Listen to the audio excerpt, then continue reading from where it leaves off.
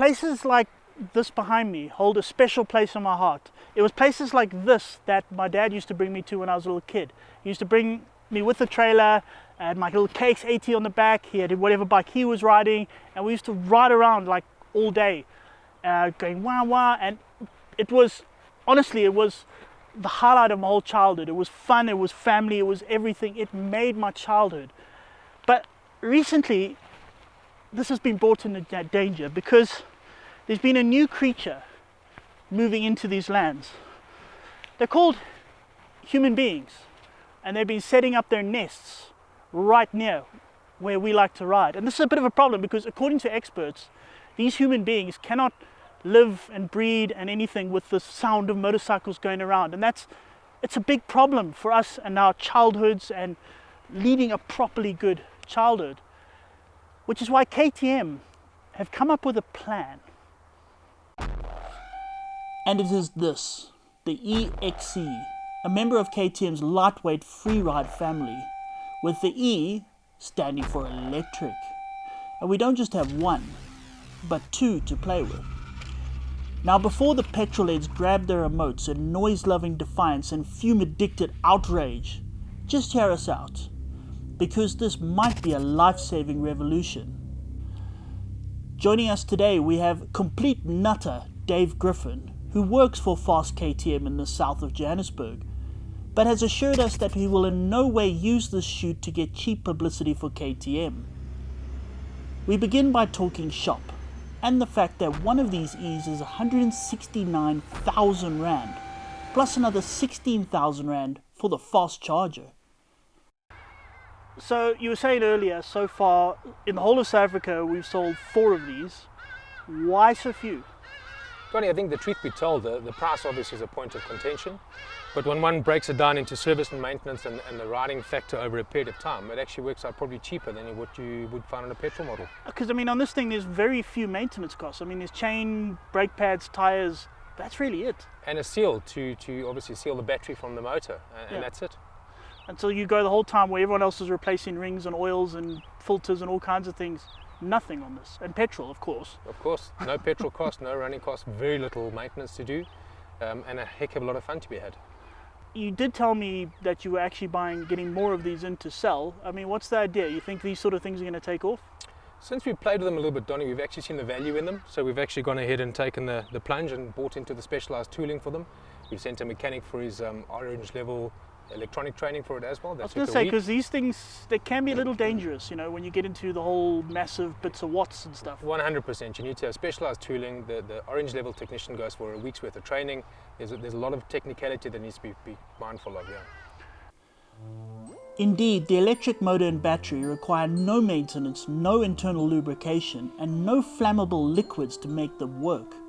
Something that should make the hefty early price pay off in the long run. But that's not its only redeeming feature. This is Miguel Southey, an engineering student at Tuks University and owner of these 2 machines. So Miguel, you took the plunge, you went electric. Tell us how that happened. So I think the biggest reason for that was this whole lockdown, this COVID thing. We were stuck indoors and all I wanted to do was ride. And yeah, I could have tried riding my normal bike in the back garden, but the neighbors would have gotten p***ed off and whatever. So now I've got this. I can ride it wherever I want. So you go and ride it and then nobody actually knows you're kind of riding it, especially police during lockdown. 100%, 100%. No one can hear me come past them. Is it? It's okay. But okay, you live up the road here in Lone Hill. I mean, it's just ton suburbia of note with a whole lot of little bits and pieces of nice riding terrain. This is you kit up, get straight on your bike, and you can ride off and no one knows anything. Is that kind of it? 100%. I get out of bed, put my kit on, go around the parks, go around the river, and just have a jaw. Does anyone ever complain? I mean, is there any problem? No. I've ridden past a couple of ladies walking their dogs, and they've smiled and waved me on. I mean, you do it on your petrol bike and they kind of throw stuff at you. They'll have a fit. Everyone will know about it. So, we've gathered that they are probably cheaper in the long run and that they could be ridden anywhere without giving older examples of the human species heart attacks. but that should mean that they are surely docile and a bit dull to ride. Well, let's kit up and find out. Oh, that's eerily quiet. I'm riding slowly here. There's nothing. It's like a slight bit of chain, and that's it. The human species can breed in peace in their nests and not have to worry about sounds. It's so smooth. I mean, you just open the throttle a little bit and it moves, and you know, this is fine. Why do you have to go fast? I mean, whoop, whoop, whoop. Okay, that's a lot of forwardness. Okay, let's try it again.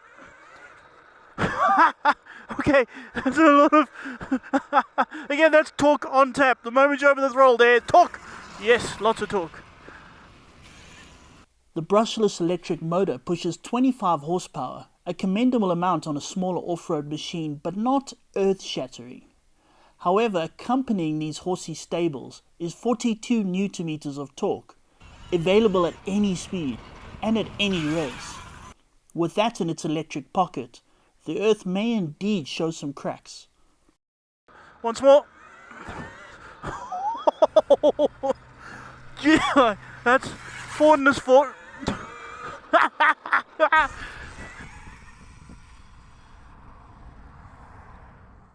Tell me, okay, to ride this, I mean, the battery life and all of that, I mean, you've never had situations where you've kind of stopped being far away from home, running out of battery? No, I mean, you've got a good warning, yeah. So you know when to get home. But I mean... What is the sort of average kind of battery life? I've ridden maybe hour and a half, pretty flat out. Obviously, I'm not a pro, but I mean... Flat out enough, yeah. 100%, that's good enough for me. Yeah. Quick little ride in the morning. Yeah, and obviously if you were to kind of tone it down a bit, ride a bit more gently, you could probably get 2 hours, maybe more. 100%. Easy. And the charging, how long does it take to charge? I mean, I probably put it on charge an hour before I want to ride, and it's ready. That's all right, isn't it? Of course, there's more to any off-roading experience than just moving forward quickly. Occasionally, it requires some turning. And that's something KTMs have been doing for decades. I realize battery powered is heavier, and the spec says this bike's heavier than the petrol one, but the way I'm going now, I don't feel it. This thing is light as can be. Early on I kind of fell down, thankfully not in front of the cameras, and I picked it up easily. It was fine. Although I'm pretty sure if we had a petrol one here, it would feel a lot lighter, but there isn't one, so as far as I'm concerned, this thing is light as can be. Oh, forwardness. The weight is 97 kilograms, 27 of which is just the battery. That actually puts it very much on par with the Freeride 250 when it's filled with total harming fluids.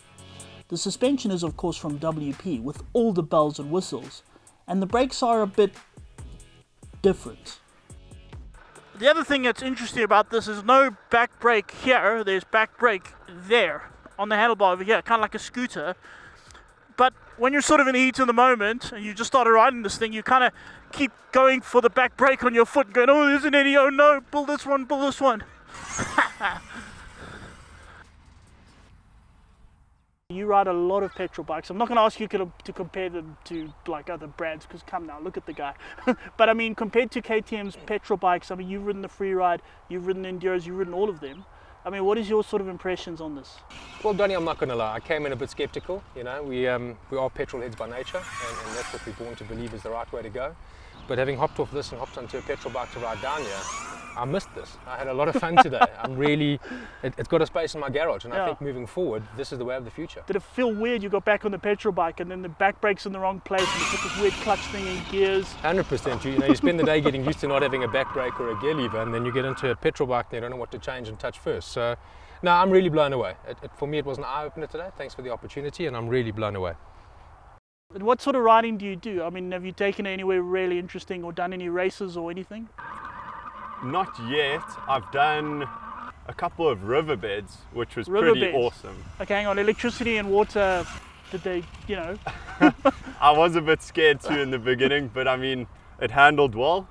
And yeah, it was lacquer. Cool. Well, listen, mate, thank you so much for letting us ride your bikes. I mean, it's been an absolute pleasure. No, it was awesome. Thanks so much, yeah.